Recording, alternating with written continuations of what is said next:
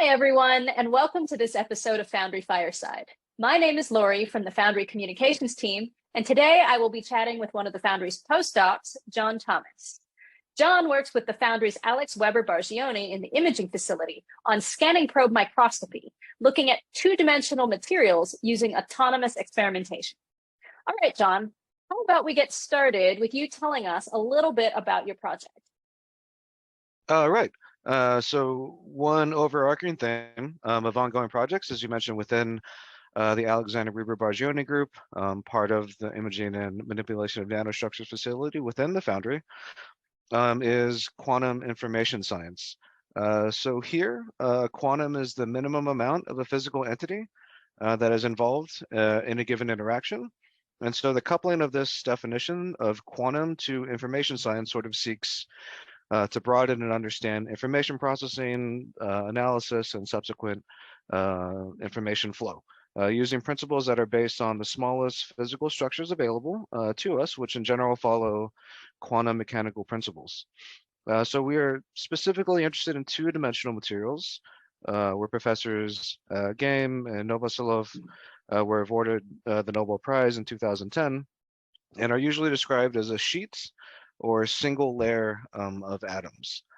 So using a combination of scanning probe microscopy, where an atomically sharp tip is rastered across the substrate to obtain information at the size scale of single atoms, we could begin to probe effects that are within this quantum realm, if you will, and try to find new and novel types of defects that could be used as next generation quantum emitters, for example.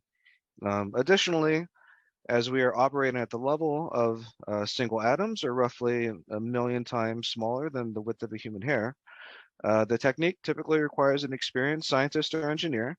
However, with artificial intelligence and machine learning techniques that are currently available, such as Gaussian process regression and neural networks, there's sort of a path to train the computer to the level of an experienced user and then perform certain tasks autonomously or without any user input. Wow, that's all really, really cool.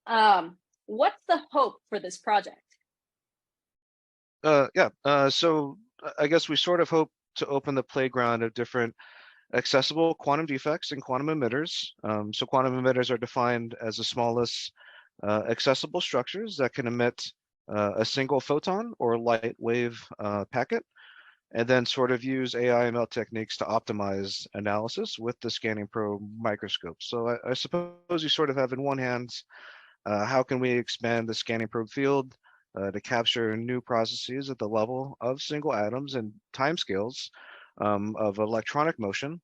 And sort of in the other, how can we use all of these different algorithms that are out there to perform experiments with high throughput to help make scanning probe a bit more accessible, one for our users, and another example would be perhaps in the semiconductor industry, as again another example. So sort of in this case, the current limit of patterning for devices is approaching 1 to 5 nanometers or so, but if we could do this at even smaller dimensions, again with high throughput and a really good reproducibility, it would be, I think, quite a leap forward.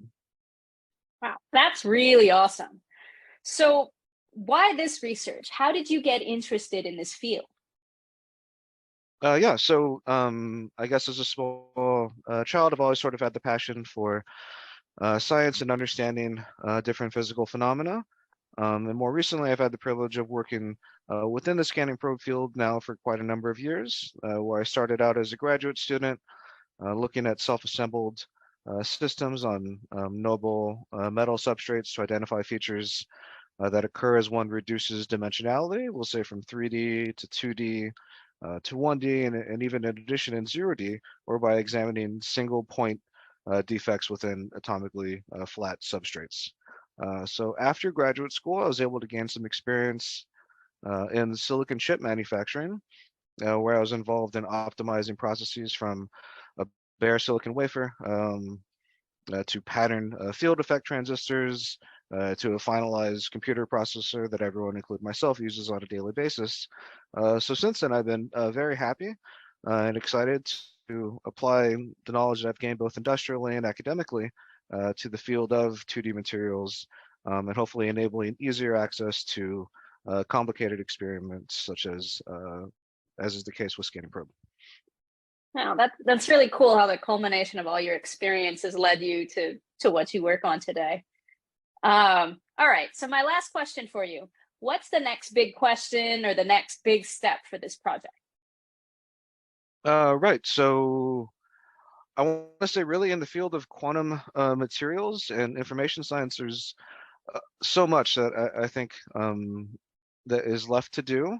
But I could sort of maybe bifurcate or split this into two parts. So one, if we can expand the available database or library of different color centers or quantum emitters within 2D materials, can we pattern these in such a way or controllably within a device to determine coherence properties of adjacent defects? Can we control this with distance? And as such, can we use the scanning probe perhaps with photocoupled measurements to determine how these could decohere and how the surrounding environment contributes to that. So I think on top of that, we sort of hope to continue to harness AI/ML for a scanning probe, extend this to a variety of different available spectroscopic techniques that are already available with atomically sharp probes.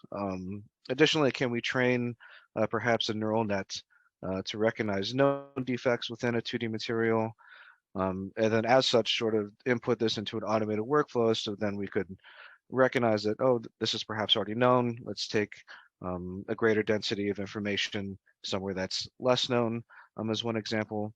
But really, again, as I want to reiterate, I think that the research landscape in terms of both QIS and how this pairs with machine aware algorithms or what have you at this scale really has quite a lot to do. So it's for me very exciting to be part of it, and again super happy to be working on this at the Foundry while I'm able.